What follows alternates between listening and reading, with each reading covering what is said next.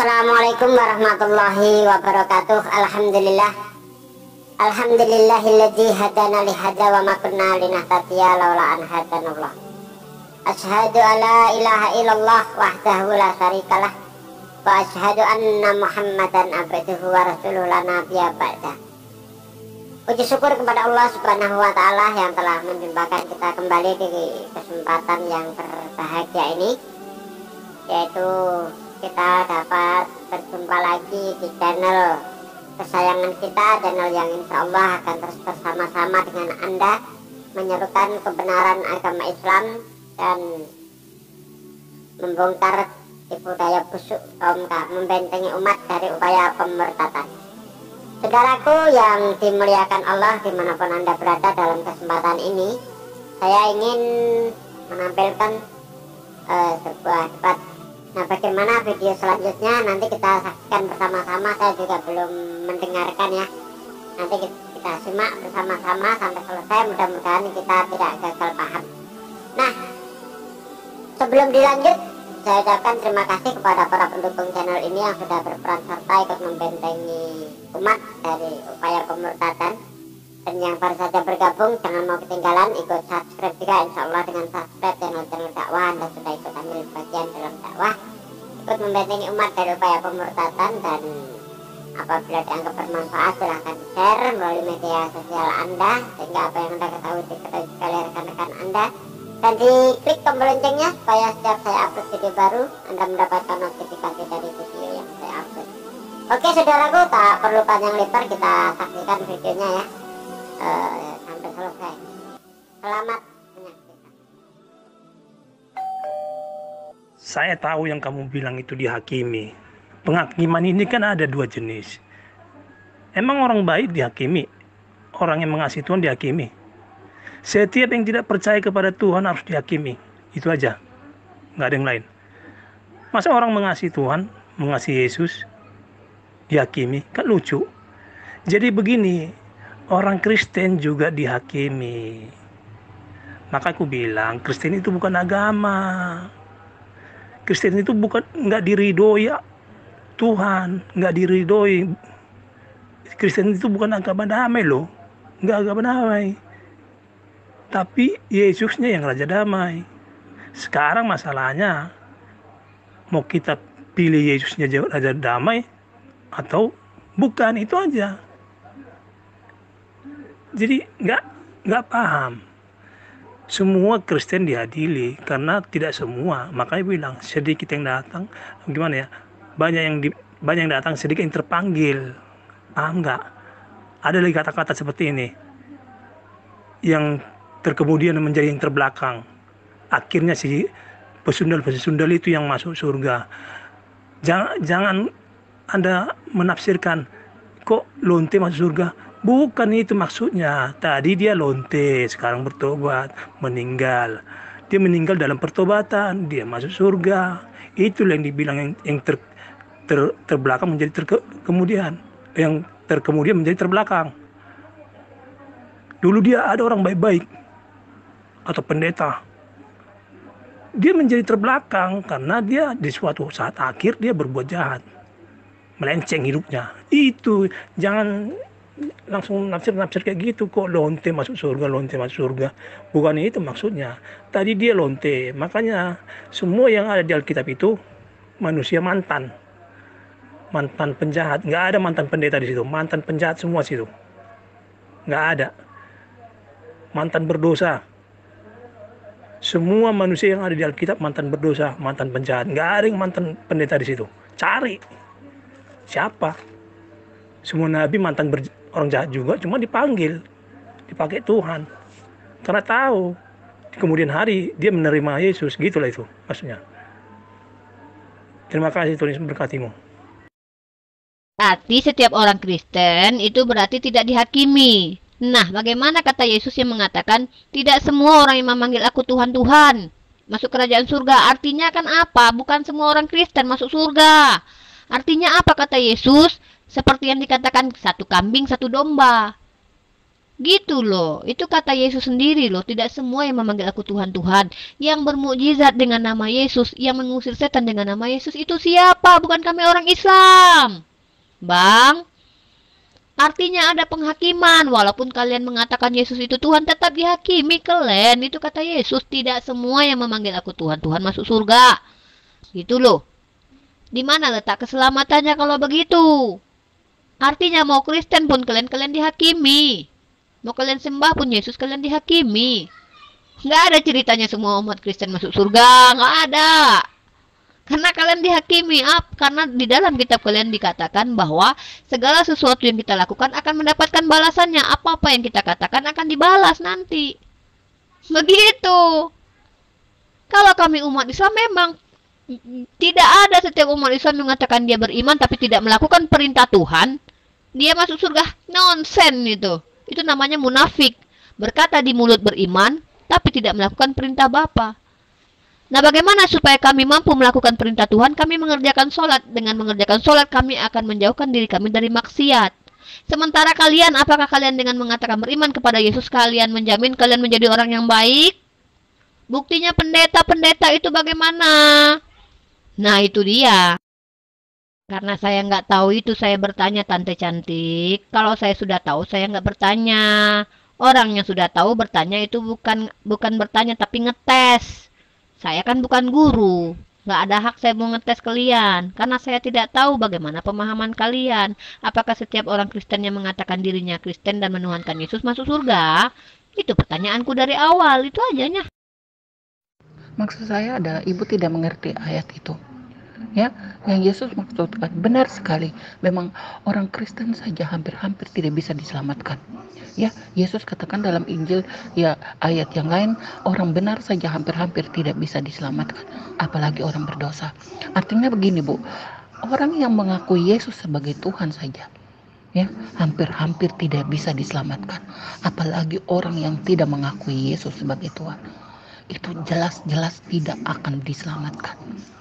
Memang semua orang manusia di dunia ini udah ditebus dosanya, termasuk kami orang Kristen, Ibu.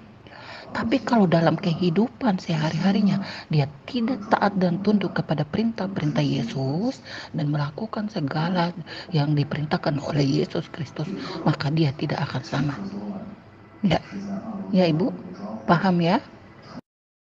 Kalau begitu ngapain Yesus disalib kalau nggak bisa juga menyelamatkan yang memanggil dia Tuhan? Ngapain itu ada penyalipan, toh akhirnya semua dihakimi? Hah? Katanya disalib itu menebus dosa. Lah ngapain disalib? Orang toh akhirnya nanti dihakimi semua kok. Ya sudah dihakimi saja lah. Entahlah, ya sudahlah.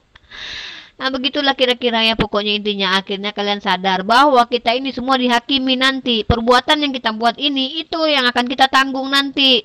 Mau kita ngomong kotor di sini nggak ada cerita selamatnya nanti di akhirat nanti. Mau kita berbicara kotor, mau kita berbuat maksiat, kita akan tetap dihakimi. Itu yang diajarkan Yesus, ya. Nah itu yang penting kalian sadarlah dulu itu. Jadi intinya apa? Nggak ada gunanya penyalipan kan? Ibu, saya sudah jelaskan di mana ya pikiran ibu taruh. Saya sudah menjelaskan. Walaupun kami memanggil dengan dia sebutan Tuhan, tapi kalau tidak melakukan apa yang dia perintahkan, ya, itu tidak bisa selamat. Walaupun kami memanggil dia dengan Tuhan, dan Tuhan Yesus datang untuk menebus dosa umat manusia. Ya, tapi kalau dalam kehidupannya orang itu tetap berbuat dosa dan tidak meninggalkan dosanya, maka orang itu tidak akan bisa selamat. Nah, kalau yang memanggil Tuhan saja hampir-hampir tidak diselamatkan, apalagi ibu yang tidak mengakui dia Tuhan, lebih binasa lagi, Bu. Ya, akan lebih binasa daripada orang Kristen yang tidak bertobat.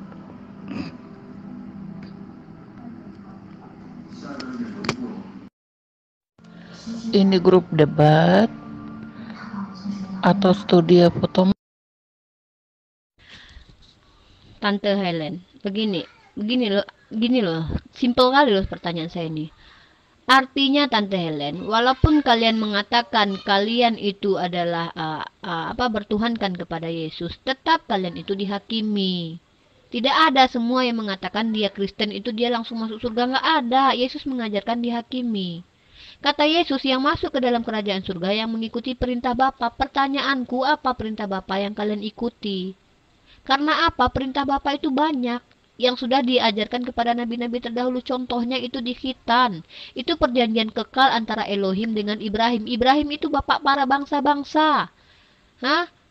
Ibrahim itu bapak para bangsa-bangsa. Ishak sampai ke ujung-ujung sana, ke anak cucu Ishak. Itu anak cucu Ibrahim.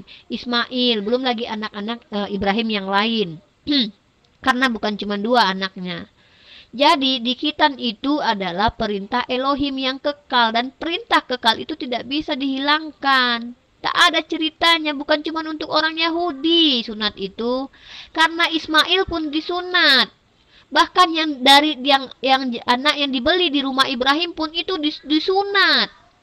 Artinya setiap lelaki yang dari bangsa-bangsa tidak disunat disuruh Tuhan untuk lenyapkan. Itu saja sudah dihilangkan oleh Kristen. Kalian ganti dengan sunat hati. Lalu selanjutnya apa? Di dalam buku Matius, kitab Matius yang kalian imani sendiri, tertulis dengan indahnya perkara berpuasa. Berpuasanya Yesus 40 hari, 30 hari puasa wajib, 10 hari puasa sunat. Yesus menjalankan berpuasa itu 40 hari. Dan itu tertulis di kitab kalian bagaimana cara berpuasa itu agar tidak menampak-nampakkan kepada orang lain. Apakah kalian menjadikannya syariat agama kalian berpuasa 40 hari sebagaimana Yesus? Tidak makan nasi, tidak makan apa-apa sampai lapar, seperti sebagaimana umat Islam menjalankan hal itu. Lalu bersedekah. Yesus ajarkan bersedekah di dalam pasal 6 buku Matius, di mana dikatakan bersedekah kalau bisa jangan sampai kalau ke tangan kananmu bersedekah, tangan kirimu jangan sampai kelihatan. Itu dijadikan syariat. Syariat tahukah? Itu kewajiban. Tidak ada. Kalau kalian tidak menjadikan ini semua adalah kewajiban, apakah menurut kalian terserah yang Kristen mau sedekah silahkan, berserah gitu saja. Kalau itu tidak dijadikan sebuah kewajiban atau syariat, buat apa ditulis di kitab Matius? Buat apa Yesus membahas itu? Perkara berdoa, Yesus katakan, masuklah ke dalam rumahmu, berdoalah kamu di dalam rumahmu. Tidak berdiri di rumah ibadahmu sampai orang-orang melihatmu. Tetapi siapa yang melakukan berdoa sambil berdiri di rumah ibadahnya? Bukan kami umat Islam. Lalu apalagi? Banyak sekali apa-apa yang Yesus ajarkan, tapi kalian tidak kerjakan. Jangan makan babi. Di imamat itu jelas hukumnya. Jangan minum alkohol, itu jelas Yesus melarang itu. Memang apa-apa yang kita makan ke dalam badan kita tidak menjadikan kita najis, tetapi najis itu tetap ada. Buktinya Yesus katakan jangan memberikan barang kudus kepada anjing dan babi. Artinya anjing dan babi adalah najis. Gitu loh. Tiba-tiba kalian katakan ketika kalian mengimani Yesus adalah Tuhan, kalian masuk surga begitu saja. Kata Yesus tidak, kalian dihakimi. Artinya tidak ada jalan keselamatan begitu saja dari Yesus. Melainkan semua manusia ini akan dihisap. Artinya ajarannya seperti Islam. Mau kamu mengaku siapapun dirimu, kamu tetap akan dihisap nanti. Tidak ada jalan keselamatan mengaku Yesus Tuhan langsung masuk surga, tidak. Apa kalian menjamin setelah kalian masuk Kristen lalu berubah menjadi baik? Tidak. Buktinya siapa? Pendeta-pendeta. Banyak yang berbuat khilaf. Gitu ya. Ya, memang kami juga akan dihakimi sesuai dengan penghakimannya. Ya. Tapi kalau seandainya dalam kehidupan kami, ya, kami percaya dan mengaku Dia adalah Tuhan dan Juru Selamat kami, dan melakukan segala perintah-perintahnya yang Dia sudah perintahkan kepada kami, maka secara otomatis kami akan pasti masuk surga. Bagi mereka yang tidak taat dan setia kepadanya dan sampai hari kematiannya masih tetap berbuat dosa, maka dia itulah yang tidak akan selamat. Ya, karena Yesus datang mengampuni dosa sekali untuk selamanya. Tapi kalau dalam kehidupan orang Kristen, dia tetap berbuat dosa. Ya, dia tetap berbuat dosa. Ya, dia akan tetap dihakimi. Nah, sekarang Ibu bayangkan saja. Kami yang percaya kepadanya saja, ya, dihakimi. apalagi ibu yang tidak percaya kepadanya. Ibu bayangkan hal apa yang akan terjadi sama ibu, ya, hal apa yang akan terjadi sama ibu. Pak, Anda yakin setelah Anda menjadi Kristen Anda akan melakukan perintah Tuhan dan tidak pernah berbuat dosa lagi? Apakah Anda menjamin diri Anda langsung menjadi malaikat setelah menjadi Kristen, tidak pernah menggunjing orang dan mengintip orang mandi atau menyolong duit orang tua Anda atau mengganggu orang lain? Sedangkan Anda sering menghujat di grup ini, itu perbuatan dosa, sayang. Berapa kali Anda merendahkan umat Islam dengan mengatakan kami keturunan budak? Anda pikir itu bukan dosa? Itu dosa, sayang. Anda baca di kitab Anda, setiap perkataanmu akan dihakimi kamu, akan dihisap kamu. Apapun perbuatan kita akan dibalas nanti. Jadi artinya apa? Tidak ada keselamatan di agama Kristen. Setelah kita mengaku Yesus adalah Tuhan, selamat begitu saja. Artinya sama saja Anda mengatakan ketika seseorang mengaku Yesus Tuhan, dia langsung berubah jadi malaikat gitu. Hah, memang ada? Tentu dong, ya, tentu banget tentu. Barang siapa mengakui Yesus adalah Tuhan dan Juru Selamat dan melakukan segala perintah-perintahnya, maka kunci kerajaan surga ada di tangannya. Salah satunya adalah saya. Karena saya mengaku Yesus adalah Tuhan dan Juru Selamat saya, dan saya selalu melakukan segala perintah dan kehendaknya. Jadi kunci kerajaan surga sudah ada di tanganku. Yakin banget, bukan 1000 kali yakin, tapi ya tidak terhitung keyakinan saya kepada Yesus. Ya, yakin banget. Tidak pakai mudah-mudahan ya loh Bu, tidak pakai semoga, tapi yakin dan percaya bahwa saya akan masuk surga. Tidak lewat berbuat amal loh Bu. Banyak berbuat amal supaya mudah-mudahan masuk surga. Tidak seperti itu. Tapi dengan yakin dan percaya, mengaku dengan mulut bahwa Yesus Kristus adalah Tuhan dan melakukan segala perintah-perintahnya, maka semua yang mengaku Dia itu akan selamat. Ya, jadi tidak pakai mudah-mudahan atau tidak pakai semoga. Tidak berbuat amal baru masuk surga, Ibu. Ya, berbuat amal itu bonus. Ya, tapi yang jelas kalau mengaku Yesus sebagai Tuhan itu pasti masuk surga. Pasti Bu, bukan mudah-mudahan Bu. Aduh Helen, lu aja yang ngaku Yesus Tuhan, kerjaan lu menghujat aja, lu pikir lu nggak dihakimi? Kan Yesus katakan, setiap perkataan kita ini akan dihisap. Lu aja kerjaan lu menghujat aja terus, benci aja lu, fitnah aja orang Islam terus. Lu pikir Yesus suka kayak gitu? Tiba-tiba gitu ya jadi Kristen gitu langsung baik, berubah jadi baik gitu, ada gitu orang gitu. Tiba-tiba langsung berubah jadi Kristen, jadi malaikat gitu, nggak pernah berbuat dosa lagi. Lu aja yang pendeta, omongan lu hujat lu terus, fitnah aja kerjaan lu terus. Artinya apa Helen? Nggak ada Yesus itu menjamin keselamatan buat lu. Tetap lu dihakimi. Itu ada di kitab lu semua. Sebagaimana kamu menghakimi di dunia, maka kamu akan dihakimi. Ukuran yang kamu pakai untuk mengukur akan diukurkan padamu. Tidak semua yang memanggil Yesus Tuhan, Tuhan masuk kerajaan surga, melainkan semua yang mengikuti kehendak Bapa. Bagaimana kamu mengatakan kamu mengikuti kehendak Bapa? Orang Kristen itu nggak ngikut lagi kata Elohim. Perintah kekal Elohim kepada Ibrahim udah dihilangkan sama kalian. Berpuasa sebagaimana Yesus berpuasa. Emang kalian berpuasa 40 hari, 30 hari puasa wajib, 10 hari puasa sunnah? Kalian ada nggak syariat bersedekah? Kalian aja ngejek-ngejek orang beramal. Percuma beramal, nggak masuk surga juga. Padahal jelas-jelas kata Yesus semua yang masuk surga adalah yang mengikuti perintah Bapa. Helen, ngimpi kamu Helen, menghayal. Bicaranya ke situ, ujung-ujungnya paling ke situ juga. Anda bertanya, aku jawab, ya. Anda bertanya, aku jawab, ya. Kenapa Anda bicara ke situ? Udah mulai masuk ke otak ya Bu, ya. Jadi udah mulai nggak nyambung, begitu. Kalau nggak nyambung tidur Bu. Malam Jumat loh, sunnah Nabi Bu. Tante Helen, kalau Yesus sudah disalib, artinya dia menanggung dosa bagi siapa yang mengaku dia adalah Tuhan. Artinya setiap orang yang mengaku dia Tuhan itu pasti masuk surga. Gitu loh. Ngerti nggak? Ya kan? Atau jangan-jangan nggak begitu? Kalau memang tidak begitu, artinya Yesus disalib untuk siapa?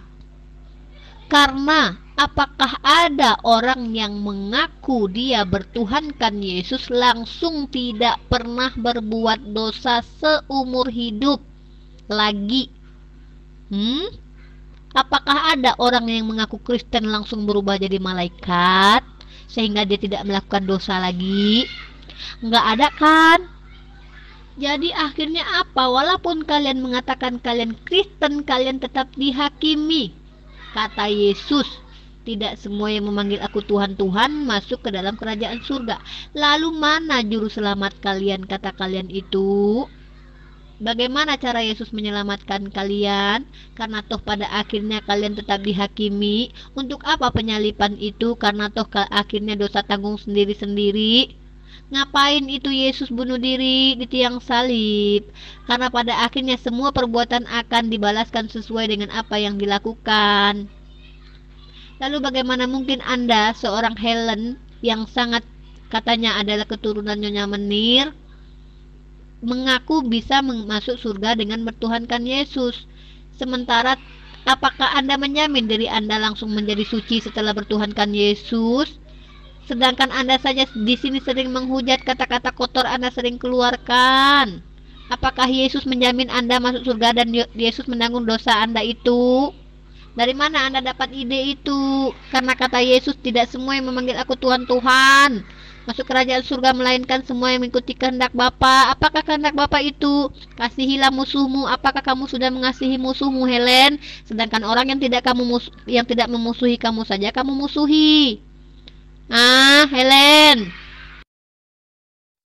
Tadi sudah saya katakan, Yesus menanggung dosa sekali untuk selamanya. Tapi kalau dalam kehidupan sehari-hari orang tetap berbuat dosa, apa dia harus selamat? Nah, sekarang saya balik tanya, Bu. Kami yang ditanggung dosanya saja, kami hampir-hampir tidak diselamatkan, Bu. Ibu yakin Ibu selamat? Atau masih mudah-mudahan? Iya, Ibu udah banyak berbuat amal nggak supaya mudah-mudahan masuk surga? Jelas, umat Islam itu semua akan diampuni dosanya karena Tuhan kami itu Maha Kuasa. Dia mampu mengampuni tanpa harus jadi manusia dulu, tanpa harus bunuh diri dulu. Dia mampu mengampuni, tinggal minta ampun sama Dia, lalu berkata sungguh-sungguh, kemudian melakukan semua perintahnya. Seperti apa perintah-perintah yang sudah diajarkan kepada nabi-nabi sebelumnya, seperti bersujud kepada Tuhan. Seperti yang dilakukan Petrus pada jam 3 di waktu sembahyang. Petrus datang ke bait Tuhan, kemudian sembahyang. Kami kan kayak gitu juga sembahyang. Seperti Yesus yang berpuasa 40 hari, kami pun berpuasa 30 hari wajib, 10 puasa sunat. Lalu seperti Yesus yang mengatakan bersedekahlah, kami menjadikan itu syariat wajib, kami mengikuti perintah Bapa. Sedangkan diwajibkan saja masih banyak yang nggak ngerjakan, apalagi nggak diwajibkan. Itulah gunanya Islam, ada syariah di dalamnya sesuai dengan ajaran Yesus juga. Karena yang masuk kerajaan surga hanya yang mengikuti perintah Bapa, bukannya memanggil Yesus Tuhan, Tuhan. Gitu. Apa perintah Bapa itu? Semua yang diajarkan Yesus, yang dilakukan Yesus. Contoh berkhitan, lagi berpuasa, kemudian bersujud kepada Tuhan, lalu bersedekah, kemudian mengampuni, memaafkan musuhmu, orang yang memusuhimu. Kamu aja yang gak memusuhi, kamu aja kamu hujat-hujat, kamu pula yang mau ditanggung Yesus dosanya. Aduh. Yesus saja minta tolong sama Tuhan, Eli lama sabachthani. Satu-satunya bahasa Ibrani yang dia pakai, nggak ada dia panggil aba-aba atau abi-abi. Father apalagi, bapak-bapak apalagi. Dia manggil ilahi, Eli, Tuhanku, Allahku. Satu-satunya bahasa Ibrani yang dia pakai, malah dia manggil Tuhanku. Itu pula kata kalian yang mau menyelamatkan kalian, dia aja minta tolong sama Tuhan. Helen, udahlah menghayal-hayal juga Helen. Salah pusing-pusing aku mikirkan. Katanya Yesus bunuh diri untuk menanggung dosa. Tahu-tahu nanti dihakimi juga mereka. Lah buat apa kalau gitu Yesus bunuh diri untuk dosa yang tidak pernah dilakukan seorang balita? Dari manalah pula dosa seorang bayi itu kan? Padahal di zaman Nuh semua manusia penjahat-penjahat sudah dimusnahkan oleh Elohim. Dan Nuh lah yang paling dilihat baik. Dari manalah pula datang dosa itu kan? Katanya Yesus bunuh diri menanggung dosa. Tahu-tahu walaupun menyembah dia tetap juga dihakimi. Entahlah, makin sakit kepala otak awak memikirkannya. Carilah obat dulu ah.